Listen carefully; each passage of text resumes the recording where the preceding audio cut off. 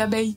À la demande générale, je vais enfin vous parler de mon expérience avec l'association Sea Shepherd. Pour ceux qui ne connaissent pas l'association Sea Shepherd, je vous invite à aller voir leur site internet seashepherd.fr. En gros, Sea Shepherd, c'est une association d'anti-braconnage. Ce sont des activistes qui protègent les océans, puisque en haute mer, en dehors des zones territoriales, il n'existe aucune police maritime pour veiller à ce que les lois soient respectées. Donc Sea Shepherd va en mer à la recherche des bateaux qui ont une activité illégale et ils font tout pour empêcher les braconniers. En gros, ils font respecter la loi. Ou encore certaines... Tu veux dire bonjour ? Viens. Dis bonjour. Dis bonjour. Parfois, Sea Shepherd s'attaque à des traditions que l'on juge barbares.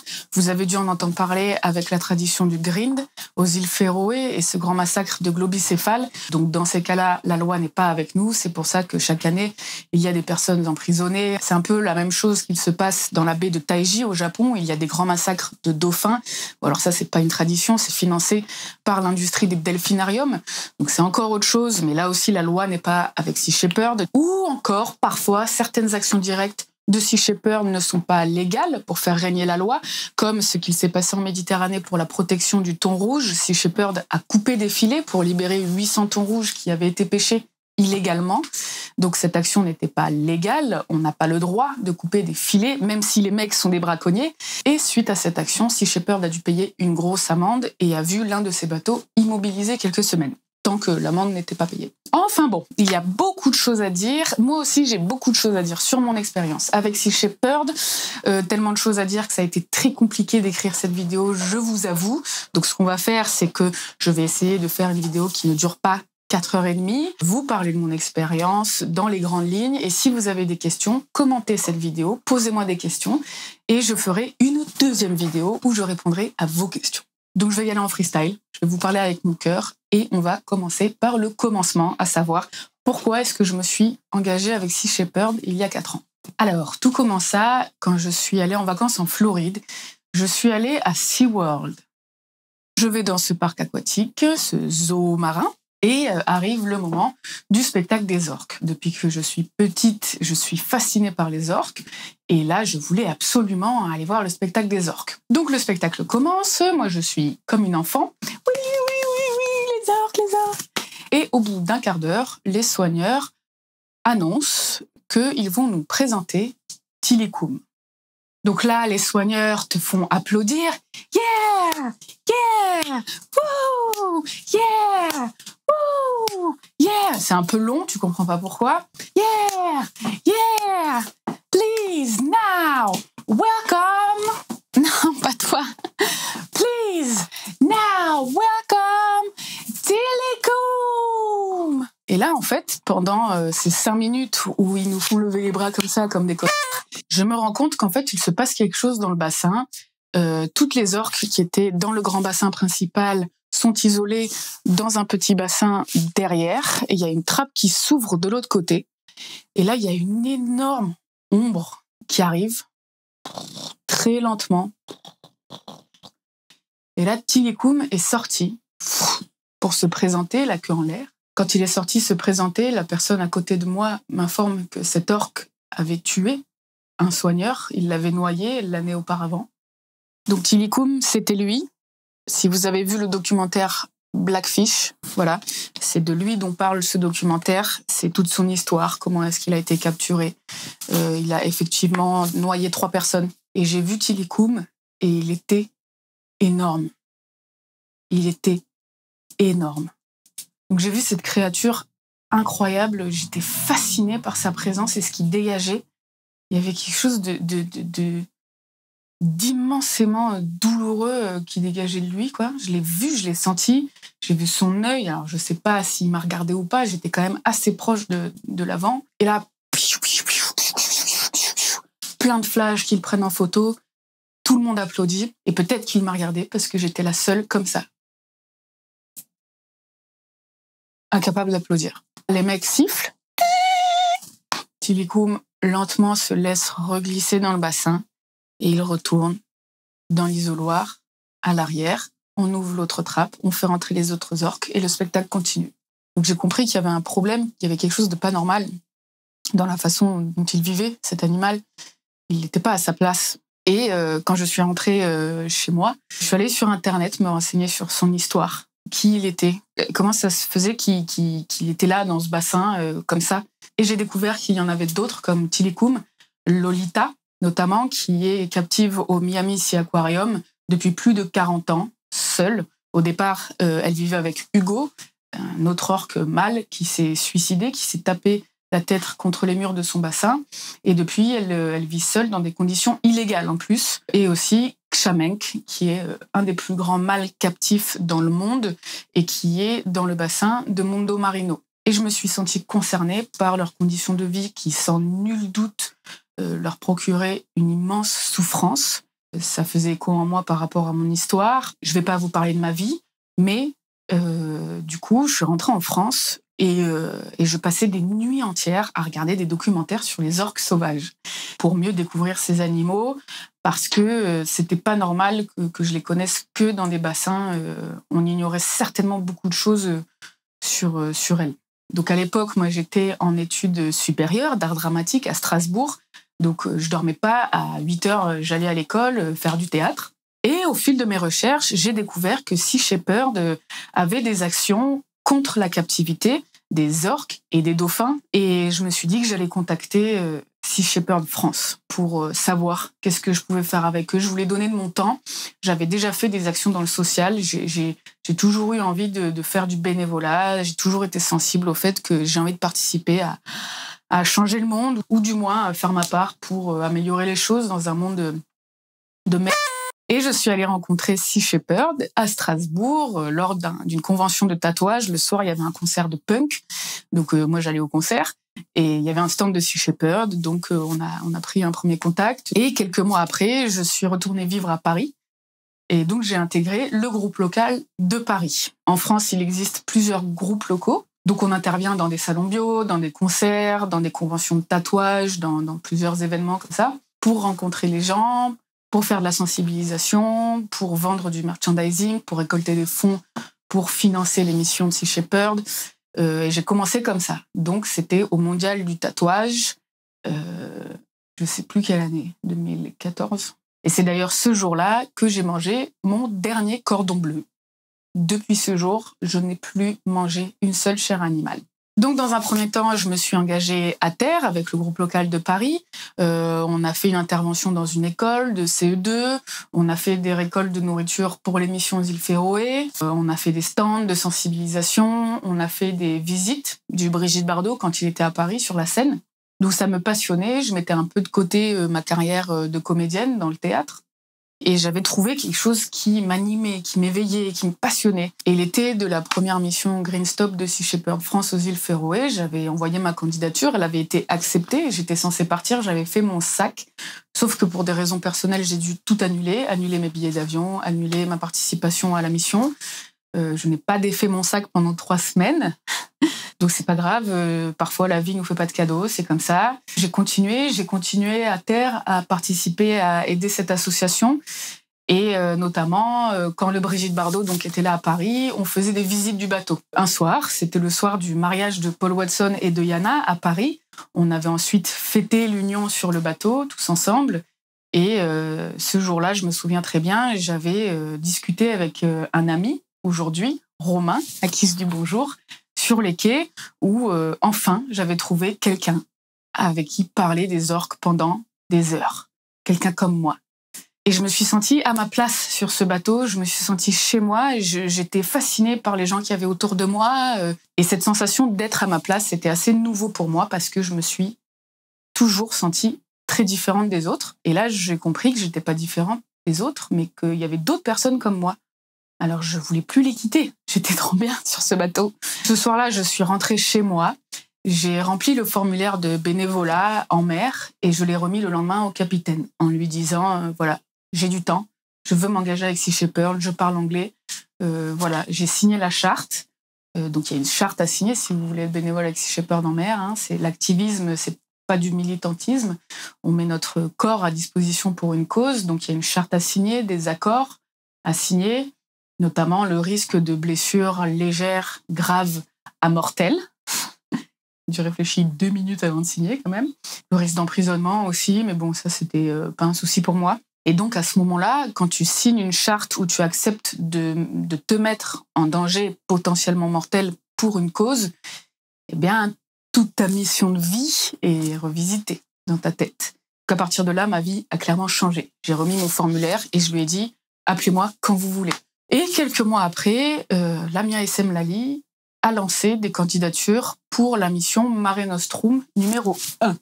La première en Méditerranée, qui était donc une mission de dépollution des fonds marins.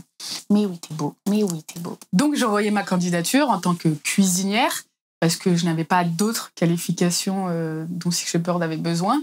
Je ne savais pas plonger, je ne sais pas conduire un bateau, je ne sais pas souder un bateau, je sais faire à manger et j'ai du temps. Candidature acceptée. Donc je savais évidemment que sur les bateaux et dans les missions de Sea Shepherd, on a une alimentation strictement végane. Donc je me suis acheté le livre de Marie Laforêt, Vegan. Il n'existait pas encore Vegan débutant. Il m'aurait été bien utile à l'époque. Donc je ne faisais pas que cuisiner. Quand on a ce poste-là, on doit aussi gérer les stocks, organiser les placards, tout ça. Je savais que c'était beaucoup de travail, mais j'étais animée par une détermination sans faille. Et c'est ça qui m'a donné la force de tenir ces 3 mois-là. Parce que c'est pas toujours facile d'être en mission avec Sea Shepherd. C'est pas les vacances, hein, si vous vous posez la question. C'est beaucoup de travail. Il faut être capable aussi de vivre en communauté, entre humains, sans intimité, avec la fatigue, le manque d'hygiène. Là, pour moi, c'était la bonne école du véganisme parce que même si je n'y connaissais rien, j'avais les 2 pieds dedans et je n'avais pas le choix parce que les bénévoles, pour la plupart, c'était des mecs assez costauds. Il va falloir les nourrir, les petits, et bien les nourrir, pas faire n'importe quoi. Il fallait pas que je me contente de faire des pâtes tous les jours. Et puis, il y avait des produits, j'étais là, mais qu'est-ce que c'est que ce truc? Parce que oui, avec Sea Shepherd, dans l'émission, on n'achète pas la nourriture. Le cuisinier fait des listes de besoins et les bonnes âmes nous offrent de la nourriture. Donc je me retrouvais avec des aliments imposés dans mes placards. On avait 4 millions de kilos de riz, de pois chiches, de pâtes et de galettes de riz. Ça, c'est les galettes de riz, les trucs ronds là. Hein. Qui mange ça? Qui mange ça? Sans déconner. C'est pas bon, tu manges rien. Rien. Bon, on a quand même mangé, je leur avais dit tous les matins, vous en mangez 2 par jour. Parce qu'évidemment, en plus, il était hors de question que je jette quoi que ce soit. Donc, comment cuisiner vegan de façon équilibrée pour beaucoup de personnes avec de la nourriture imposée et sans rien gaspiller et recréer à partir des restes, c'était super intéressant. Que je m'étais organisée, j'avais beaucoup de choses. Un placard d'épices rempli. Ce qui était bien aussi, puisqu'on s'est arrêté dans certaines villes, c'est qu'il y a des personnes qui venaient nous offrir des fruits et légumes frais. J'avais aussi demandé à certains primeurs de nous donner les invendables, les invendus. Comme ça, moi, je récupérais tout ce qui n'était pas vendu et puis je le cuisinais. Un légume qui est pas beau, qui est pas vendu parce qu'il est pas beau, on peut le manger quand même, quoi. C'était extrêmement enrichissant pour moi, même si c'était beaucoup de travail. Pour rien au monde, j'aurais changé ma place de cuisinière parce que j'avais la sensation que c'était mes enfants. Ouais, j'avais l'impression que c'était mes enfants. Et tu fais attention, tu mets bien ton couteau ici parce que si le filet il se retourne autour de toi, tu vas mourir. Et à chaque fois qu'ils partaient en mer, les plongeurs, j'espérais que tout se passe bien. Et quand ils rentraient et qu'ils me disaient Eva, parce que donc ils partaient en mer, moi il fallait que je reste au camp avec les camping-cars pour cuisiner. Eva, on a remonté un filet de 200 mètres, tu te rends compte? Et même qu'on a libéré une raie. Ils étaient trop contents, eux aussi ils étaient comme des enfants. Moi j'étais trop contente. Ah, fais voir, alors vous voulez que je vous aide? Puis je les aidais, tac, tac. Et puis 2 jours aussi où c'est un peu compliqué. On était à Marseille, il y avait une opération par Sea Shepherd Global aux îles Féroé et on avait appris qu'il y avait eu 2 grinds dans la journée, donc à peu près 180 globicéphales tués. Il y avait eu 15 personnes de Sea Shepherd emprisonnées, la plupart on les connaît, et là on pleure tous ensemble, quoi. Tu te dis mais putain, pourquoi on se bat, quoi? Qui nous aide? Ça fait des années qu'ils parlent de cette tradition. Que font les gouvernements, quoi? Pourquoi est-ce que c'est encore légal? Et c'est nous qu'on emprisonne. Et là, qu'est-ce qui nous attend? C'était tout début de la mission. Donc tu te dis, franchement... Mais bon, dans ces cas-là, on se soutient les uns les autres et on continue. Donc, Mare Nostrum, on a fait un petit tour de Méditerranée pour relever des filets fantômes. Ce sont des filets qui sont abandonnés au fond de la mer ou perdus par des pêcheurs et qui continuent de pêcher inutilement au fond de la mer. Donc, nous, le but, c'était de les repérer et de les remonter à la surface. Tous les animaux qui étaient pris dans les filets, on les libérait, morts ou vivants. Donc moi, j'ai pu faire ça. De temps en temps, je me prenais un jour off et je partais en mer aussi. Ah oui, alors quand je dis je partais en mer, c'est parce qu'en fait, Mare Nostrum, on avait 2 équipes. Une équipe en mer sur le Columbus et une équipe à terre avec 2 camping-cars, le Black Sheep et le Puffin. J'ai été sur le bateau et à terre. Donc on vivait dans ces camping-cars quand on changeait de ville en Méditerranée. Et donc on a aussi fait des nettoyages de plage. La vidéo que vous avez peut-être vue il y a quelques années, des plongeurs de Sea Shepherd dans le vieux port de Marseille, c'était nous, c'est mes copains. Et d'ailleurs, pour moi, c'était super fort parce que je suis née à Marseille, j'ai grandi à Marseille, je suis marseillaise. Quand j'ai vu toutes les images de ce qu'ils ont trouvé au fond du vieux port, j'ai craqué, j'ai fondu en larmes. Je suis allée voir Lamia Essemlali et je lui ai dit merci. Pour la première fois de ma vie, je ne suis pas fière d'être marseillaise. Et le lancement de cette mission était au départ de Marseille, avec une petite conférence de Paul Watson sur le Columbus. Il y avait ma famille sur le quai, mon neveu. C'était très symbolique pour moi d'avoir mon neveu dans les bras avant de partir en mission. Poupou, que vous avez vu dans la vidéo, les gâteaux de Poupou. Il va grandir à Marseille aussi, et je ne suis pas sûre qu'il connaîtra les calanques comme je les ai connus dans mon enfance. Donc c'est un peu lui qui m'a donné la force d'y aller aussi. Et il y avait un ami à moi aussi, Stark, que j'embrasse. Ça m'avait beaucoup touché qu'il soit présent. Et c'était parti pour les 3 premières semaines de la mission Mare Nostrum dans la baie de Marseille. Comment est-ce que je peux expliquer ça avec un mot ? Autant vous dire que c'était très émouvant, très important, que c'était très fort pour moi d'être dans cette baie de Marseille à essayer de la nettoyer. Enfin d'ailleurs pas essayer puisqu'on l'a fait. On a nettoyé la baie de Marseille dans la mesure du possible avec les moyens qu'on avait. Donc c'était faisable, je me disais, on fait beaucoup à peu, quoi. Donc c'est possible et c'est beau parce que c'était que des bénévoles super déterminés et qui étaient motivés uniquement par une volonté pure de protéger notre environnement qui est magnifique et qui est complètement détruit par l'activité humaine. Donc j'avais devant moi des hommes et des femmes qui réparaient l'erreur d'autres hommes et d'autres femmes. Et je me suis dit qu'il y avait des gens bien quand même dans ce monde. Et j'en faisais partie. Et alors cette réflexion, c'est ce qui a fait que, pour moi, mon expérience avec l'association Sea Shepherd est l'expérience la plus initiatique de ma vie. Parce qu'un jour, on remontait des pneus dans la baie de Marseille, ou toutes les autres fois d'ailleurs, les longues traversées en Méditerranée, toutes les fois où je libérais un animal d'un filet et que je le remettais à l'eau, et je le voyais libre, et que juste je lui avais rendu la vie, et que j'espérais qu'il ne se retrouve pas dans un restaurant, dans l'assiette d'un gourmand. Toutes ces fois, je me suis rappelé un proverbe qui dit que la première personne que l'on trahit, c'est l'enfant qu'on était. Et toutes ces fois, je me suis dit que l'enfant que j'étais aurait été heureuse de savoir que j'étais là, en train de faire ce que je faisais. Et j'ai vraiment éprouvé cette sensation un matin. On faisait la traversée Cannes-La Spezia. C'était une traversée de 24 heures, donc une traversée de nuit. Je n'avais pas peur du tout de passer par-dessus bord en pleine nuit, que personne ne s'en rende compte et que je meure au milieu de rien, dans le noir total, de la nuit noire et de la mer complètement noire et profonde, avec des monstres. Donc heureusement, j'avais des livres à lire et j'ai lu 2 pages et je me suis endormie. Et le matin, je me réveille vers 7 heures. Je prends mon café avec le capitaine qui était le seul réveillé. Richard. Coucou Richard. Je me souviendrai toujours de ce qu'on a vécu ce matin-là. La veille, quand la nuit était tombée, on voyait la côte. Donc ça va, c'est rassurant. Si t'es pas vraiment habitué à naviguer tous les jours en haute mer, c'est quand même une sensation, c'est l'inverse de la claustrophobie, mais c'est un peu de la claustrophobie, quoi. Tu vois la terre partir comme ça, loin, loin, loin, et de se dire oulala, mais je vais pas pouvoir partir de ce bateau pendant combien de temps? Et en fait, petit à petit, tu t'éloignes de tout et de tous. Et cette sensation est incroyablement agréable. Donc ce matin-là, on se réveille et là, on ne voyait plus la terre. Il y avait un disque autour de nous, une mer d'huile, comme il y a en Méditerranée, quand la Méditerranée est calme. Une lumière orangée, rosée, c'était un no man's land.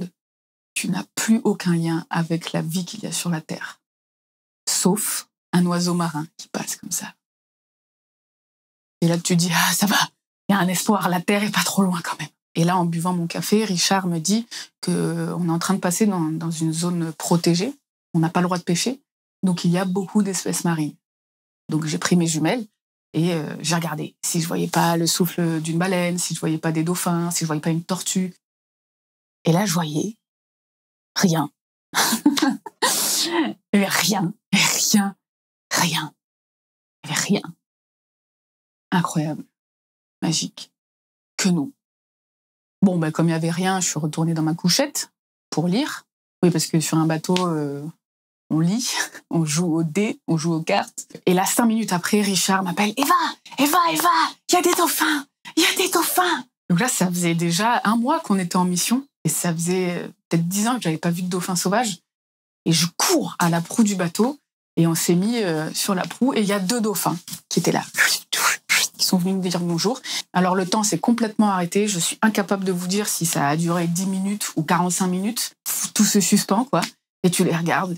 Et puis ils te regardent comme ça. Et c'était fou. Et puis la rapidité des dauphins, c'est incroyable. Et donc on est arrivé en Italie. Ensuite on allait en Sardaigne. Ensuite on allait en Corse. Et ensuite nous avons terminé notre mission Mare Nostrum à Marseille. Suite à cette mission, la soirée à la Seine-sur-Mer de soutien pour Sea Shepherd, peut-être que vous y étiez. Moi, j'étais au stand de bouffe. Peut-être qu'on s'est vu là aussi. Je vous ai peut-être donné un falafel.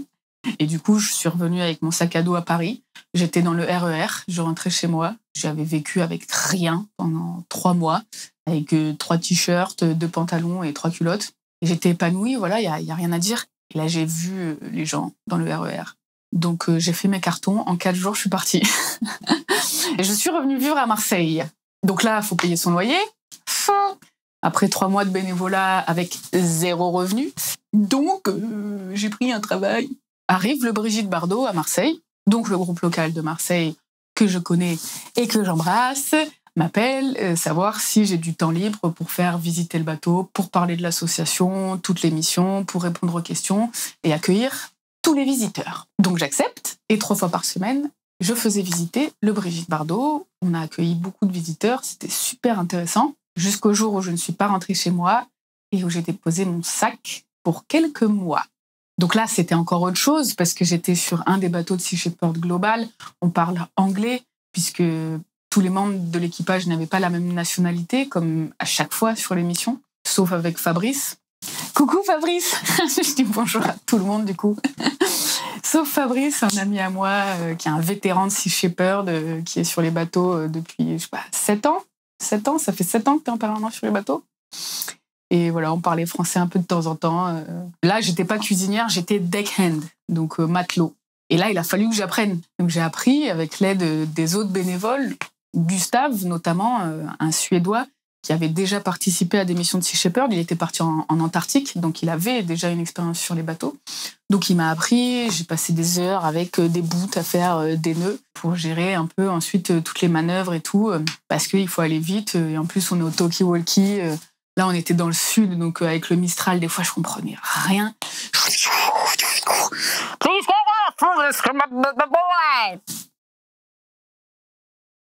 Can you repeat, please? Eva, please go for the fuel for Okay. Bon, petit à petit, après, je pouvais deviner ce qu'il fallait que je fasse parce que les manœuvres, c'est un peu toujours les mêmes. Et donc là, j'avais parfois aussi un rôle de traducteur parce que l'équipage était anglophone. Donc là aussi, c'était un moment de ma vie incroyable. J'étais sur un des bateaux de Sea Shepherd comme je rêvais de le faire quelques années auparavant en regardant tous les documentaires, la série Whale Wars, Justicier des mers en français. Et ça y est, j'y étais, quoi. J'étais sur un des bateaux de Sea Shepherd. Donc c'était possible d'avoir un rêve et de le réaliser. C'était complètement possible.